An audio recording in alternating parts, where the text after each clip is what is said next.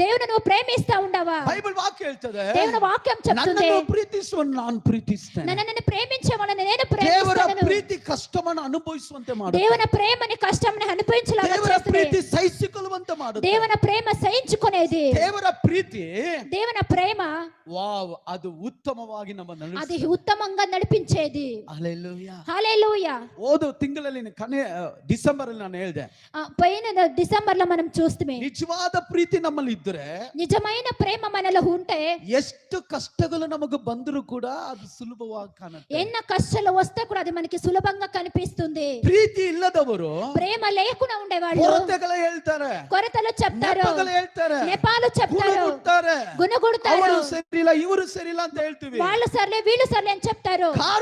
కారణము ನಮ್ಮಲ್ಲಿ ಪ್ರೀತಿ ಇಲ್ಲ, మనలో ప్రేమ లేదు. ಬೈಬಲ್ ವಾಕ್ಯ ಹೇಳ್ತದೆ, దేవుని వాక్యం చెప్తుంది, ನಿಮ್ಮಲ್ಲಿ ಸಹೋದರ ಪ್ರೀತಿ ಇರಲಿ. మీలో సహోదర ప్రేమ